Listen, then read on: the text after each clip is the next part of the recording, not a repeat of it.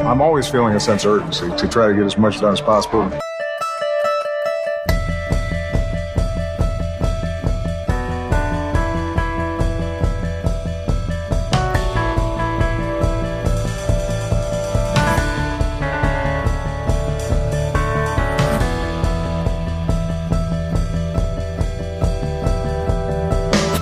Jim Kuhn, who is Reagan's executive assistant at the end of his presidency, tells a story about Ronald Reagan's last day in office. Things were calm, he said, and Reagan was ready to leave and go to California. He'd had 2 successful terms, and he was ready to go. That final morning, Reagan came down to the office, and he came down to an office that only had his desk in it. Everything else had been taken out. And then he gets a report from his national security advisor, Colin Powell. It's 7 words. The world is quiet today, Mr. President. And at that time, Reagan reaches into his pocket and pulls out the special card that all presidents carry with the nuclear codes and says, "Hey, Colin, what am I supposed to do with this?" And Kuhn's writing, "I said, sir, you're still president. You need to hang on to that." Eventually, the card was transferred to the new President Bush. Reagan had a decent final year. That would be 1988, full year. There was some distance that he got from the Iran-Contra scandal, and I think most importantly, the treaty was signed with the Soviet Union. The economy was in good shape. Approval rating was at 63% when he leaves office. We're going to talk a bit about final years today, and we have an interview with Greg Barker, the director of a movie that captured the final year of President Obama's presidency. It's called The Final Year. What's happening in Syria is beyond frustrating. It was a dark, devastating day. What Russia has done is wrong. Is there nothing that can shame you? And it's going to be in theaters on January 19th, and then it should be followed on HBO later in the year. It focuses on President Obama's last year, but in particular on his State Department and the people that work there. History really doesn't follow a straight line. It zigs and zags. The trend lines ultimately will be in the direction of a less violent, more empathetic, more generous world. I don't know what history will say about President Obama's presidency. George W. Bush said that people should wait 20 years to judge him. Actually, that's coming up in a few years. It was reported that Barack Obama was determined, reportedly distributed handwritten notes to his cabinet, said really important things happened in the fourth quarter. This movie, The Final Year, which Magnolia Pictures, I'm happy to say, allowed me to preview, thanks, does show that the energy was there in his State Department team. John Kerry, Ben Rhodes, Samantha Powers, people that are featured prominently in this film. Most of the film's about them. There is some Obama. And the camera is on in some of, high-level diplomatic meetings that they are having. There were some foreign policy accomplishments in the last year with Iran and Cuba. And I think the problem that historians are going to have reckoning with the Obama's second term is that these were very unpopular deals. So there are accomplishments. They're extremely controversial, both of them, and some they're being undone in different ways.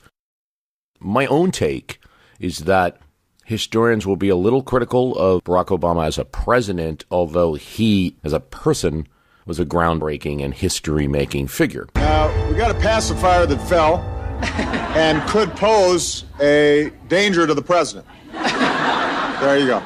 But as accomplishments, particularly in the second term, I found it a little slow, at least from my viewpoint, somewhat biased by recency of events. He wasn't always super motivated, super involved, and I just think the second term, from my point of view, didn't accomplish enough, and that hurt Hillary Clinton's chances, because I do believe voters look to the accomplishments of the incumbent party. They want an active president. But this movie does present another viewpoint, which is that the administration was being aggressive in trying to accomplish something in that last year. Barker's going to talk about one of my favorite movies, which is The War Room. Hi, the devil will return a phone call. Well, when I was talking to her, she said it was another line and she'd call me back, so let's see. Which covers the 1992 campaign and also had this kind of camera on them all the time, access to George Stephanopoulos and James Carville. It's a great movie. Okay, I'm gonna see how many stories there are on the draft and how many stories there are on George Bush's election year promises. Okay? A lot. And the final year is kind of like that in a lot of ways. You really are seeing the personality. But the kind of cheap headline political press just kept asking me, what's a bigger threat, ISIL or climate change? And the thing is, they know we think climate change is a bigger threat, right? But they want us to say that so that there's like then they can debate on cable news. Like, Obama thinks climate change is bigger threat than terrorism. He doesn't get it. The camera's on in a lot of situations. And then how many questions do you want to take? I'll do whatever you want. I don't care. No, take 2 and let us deal with this. This is why I really thought he ought to come to this part of the country, because it's just so, Well, and there are a lot happening here. Yeah. They'll put a pair of glasses on you and they take you into the Zatri refugee camp. Okay. Thank you. Thank you. Wow, it's very powerful. Whew.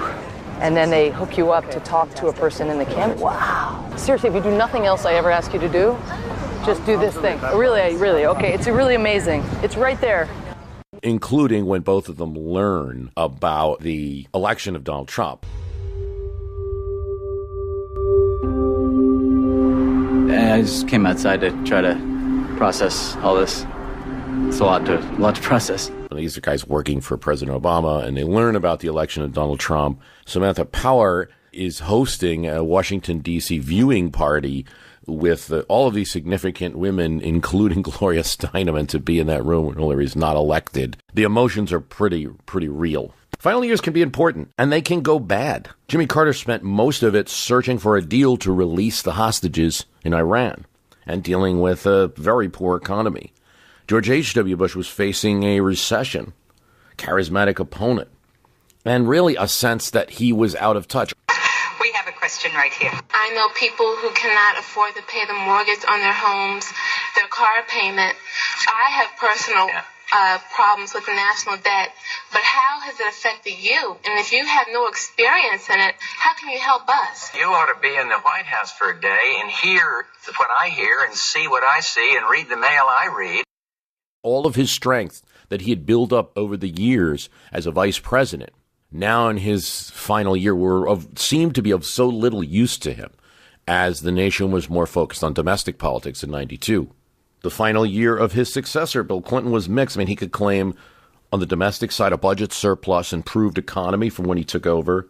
There were some signs of trouble on the horizon, and he did kind of make a desperate attempt to get a deal between Israel and the Palestinians. To state the task is to suggest the magnitude of the challenge. Behind the Israeli-Palestinian conflict lie the most profound questions. Did not succeed, and then his clock ran out. Truman's last year, rotten economy, Korea. Eisenhower had what he called that stupid U-2 mess. Admitted publicly that the U-2 belonged to us and it was on a reconnaissance mission. When an American spy plane was shot down by the Soviets, and just a perception that things were a little sluggish and a little bit of a dip in the economy, which Nixon always said cost him the 1960 election.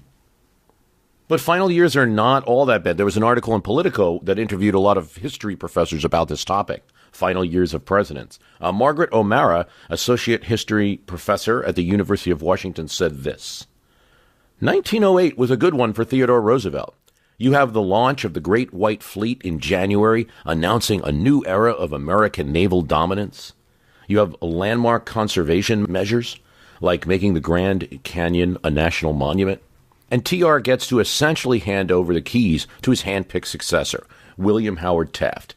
And I tend to agree with O'Mara here that Theodore Roosevelt's last year was good. And that idea that picking your successor, getting your successor from the same party into office, I believe that is a legitimate way to judge a presidency. And that's another mark, I think, against President Obama in this very early look at final year. If your policies were popular, if you were moving the ball forward, if people like the changes you were making, your party should still be in the White House. And so I think like Eisenhower, Clinton, and now Obama, there's always going to be this question because your successor gets to change how your policies are going to be seen. You know, Clinton's budget surplus did not become a universal budget surplus. It turned into a deficit. So the same thing, and you're seeing now what's going on with healthcare policy. Jeremy Suri, professor of history and global affairs at the University of Texas, says, the most impressive model remains our first president, George Washington. Washington devoted his last year in office to healing partisan wounds and setting out principles that would strengthen what he described as the sacred bonds of union. His resignation from office after 2 terms, which was a gesture of fairness designed to guarantee all parties a real chance of attaining power. 2 months before the new presidential election, he published his farewell address, articulating a set of principles that would protect the nation and transcend the disputes of his time. Yes, and also I think the achievement of the Jay Treaty and winning over Congress, in the 1794 midterms, Congress, anti-Washington administration Congress was elected in 1796, that he triumphed over them in a battle over Jay Treaty, which involved his personal persuasion. He had a successful last year. Jack Rakoff, the professor of history and political science at Stanford University, says this, this might be a surprising nomination, but as a longtime James Madison scholar, I will make a brief case for our 4th president, the father of the Constitution. Ordinarily, scholars and other commentators have not rated his presidency all that highly. Yet the fact remains, Madison left the presidency as a popular president. He carried the nation through the war without risking an open confrontation with his bitter opponents in New England and their provincial efforts to thwart national policy.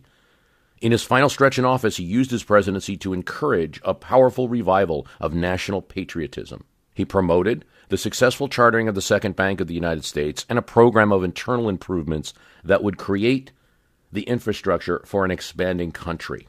I kind of agree with Rakoff there that Madison's on the list, and Madison's an example of how you have to look at presidents by their terms. So, first term, kind of a disaster. The embargo, the way that he sort of didn't really lead the country into war as much as allowed the country to slip into war. Dealings with Congress, almost loses the election of 1812. So, if we were judging President Madison, if he had lost the election to DeWitt Clinton, you'd be looking at a very unsuccessful president. But if you look at the second term, I think he's right that a lot more was accomplished. And he does hand off to a friendly James Monroe. So with that, we're going to talk to Greg Barker, the director of The Final Year. Greg Barker's works include Manhunt, about the CIA's secret war against Al-Qaeda and the hunt for Osama bin Laden. Previous films include Sergio, Koran by Heart, and Ghost of Rwanda. He joins me on the program to discuss The Final Year. Hi, Greg. Bruce Carlson. Hey, Bruce. How's it going? Great. Was wondering, first of all, how does somebody get that kind of access to people in important positions like this? Well, we just knocked on the door of the White House, and they said, come on in. It was, as you would imagine, a process. I had to prove that my team could be as invisible as possible and not get in the way. But really, I just wanted to capture the humanity inside government. And I think a lot of people, particularly the younger officials, Ben Rhodes, Samantha Power, had experienced this themselves, sort of coming in almost as outsiders to suddenly, kind of like finding themselves in the Situation Room and realizing that, hey, there's just other people in this room and we're all dealing with these tough questions. And so I think the main thing for them is drawing the arc of progress, like how far this place has come and how tied that is to the relationship with us. And our whole theory, not just of Vietnam, but frankly, of foreign policy, right, is that engagement is going to make it more possible for us to make progress on this. I wanted to humanize that process, and I think genuinely they did too. I mean, that's kind of the basic motivation, and it's just to kind of try to see if this kind of enterprise was possible. Yeah, it comes across. It's a real hot camera, close to everything. Excellent. Anyway, but otherwise bad day because of what's going on, and it's unbelievable. They hit the Free Syrian Army. Yes, they did. Of course they did. These are two individuals. I mean, you don't. It doesn't look like it pulls many punches. I mean, there's sometimes Ben and Samantha do not agree. Absolutely, they don't agree, and they, these are people who'd worked together for a decade. I mean, in some ways, the movie's kind of like a band movie. They'd been together around a lead singer, Obama, for a long time. And, they kind of agreed on the basic principles, but, they had pretty fierce arguments over a lot of questions, particularly around war and peace, particularly with regard to Syria, and that comes across. She sustains that original idealism around our ability to save lives and make things better. I sit close to the president. He has to think about, how am I going to measure this against every other priority I have in the world? They would both say there were valid arguments on all sides, and when something rises to that level, there's no easy answers to it. I knew that was going on, and I wanted to make sure that we could capture some of that in the film, which I think we did. Seems like the final year of a presidency, and this is a podcast we talk about history and politics, and we've talked about presidents' final years. Lyndon Johnson in '68 trying to put together a last-minute peace plan, Clinton trying to get peace in the Middle East in his last year. It seems like it's suited for drama, even though it's a documentary, because you do have that ticking time clock that seemed to weigh on the characters. I call them characters. Seemed to weigh on the principles. Yeah, I mean, I call them characters too, because I basically have making a movie, not a kind of a history lesson or a report. But yeah, I mean, I knew that that was my gut feeling going in, is that in the last year of a presidency, particularly two-term presidency, particularly with regard to foreign affairs, they're going to try to get a lot done, and there's going to be the pressure of time. And a ticking clock, a built-in ticking clock is, that's gold for a filmmaker, because you have a narrative sort of built in, and people, it's just, it creates its own internal tension. Of course, I had no idea what was going to unfold in the last year, but I just sensed that, that if we were around long enough and kind of could prove that we could do this, people would get used to us. And so by the time something happened, whether it was a big international crisis or an attempt for a final peace deal in Syria or whatever it was going to be, we'd be there. And of course, that happens along the way. And then, most notably on election night and then in the aftermath, we were with them as everything they seemed to have they've stood for seems to be called into jeopardy. And it's going to be, I think, bittersweet for people who are fans of President Obama, Democrats, those who were hoping for a Clinton presidency, no doubt. And we kind of know why they will watch. I have some listeners who are Trump supporters, listeners who are Republicans, certainly of all types. What do you think the film might offer? I am not a partisan guy. I've made, films that I think appeal to people, of all political persuasions. I just try to tell stories, as a window into how our government works on a human level. I think you can watch this film and you could replace these characters with people from, administrations in the last 30 years of all political persuasions. I think it's, this is an insight into the humanity inside of our government, and the more we understand the way it actually works and feels on a human level, the more we can actually critique it accurately rather than just sort of, throw stones. Let's actually have constructive dialogue. If you think Barack Obama and his team were naive, got a lot of things wrong on the world stage, totally missed the boat when it came to the Trump election, you're going to find all that in this film, in this documentary. I mean, you may not like the characters, you may not agree with them, but you're going to get an insight into who they were and how things went down. It's an experiential film. And we hear the criticism from outside, but really it's a film that takes place inside their bubble. It's like a campaign film, but in reverse, And there was a couple of great campaign films. There was the last couple of years, there was Weiner, there was Romney, which was with Mitt Romney's campaign all the way up until the end when the Secret Service detail left him at his home and he had to go back to being a normal person again.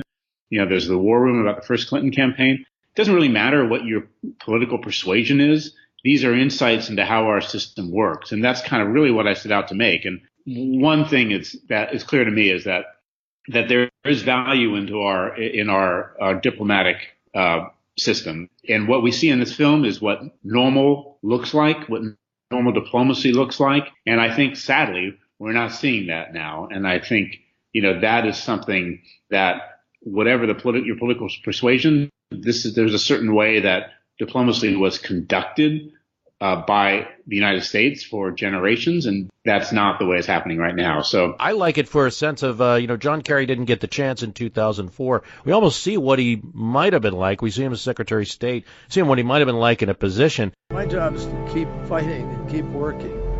And if I wasn't an optimist, I wouldn't be able to do this job. He almost seemed to be, you get a sense like maybe him and maybe Samantha wanted to do even more than President Obama was doing. They probably wanted to have a more activist approach in Syria, but, Kerry got, the Iran deal, whatever you think of it, that was, Obama okayed it, but that was John Kerry sitting down for weeks on end with the Iranian foreign minister and hashing that out. That is the nature of diplomacy. And Kerry, clearly loved the role of Secretary of State. His staff was very devoted to him. The State Department bureaucracy, career foreign service people were energized by him. They love a Secretary of State who actually, wants to use the levers of power, the tools of American diplomacy and all of its reach, which includes the threat of military force, I would say. He was a very energized Secretary of State. Undoing the potential of a nuclear weapon is about as serious a moment in diplomacy as you can get. You're happy when you get something like that done. It doesn't happen every day. But you're on to the next, Syria, Yemen, Libya, North Korea, climate change. We have about as full of an agenda as I think any administration has ever had.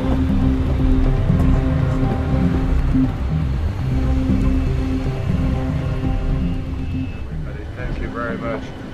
Take care. We had our impression of him from his own campaign. I think this film kind of gives a sense of what he's actually like and kind of on the day to day and the energy that and the dedication he brought to his job was pretty extraordinary. He was running ragged his own staff who were half of his age. What do you got planned for the future? Anything you thinking about anything? Right. Of course, there's always other projects, but right now I'm just focused on taking this thing out into the world.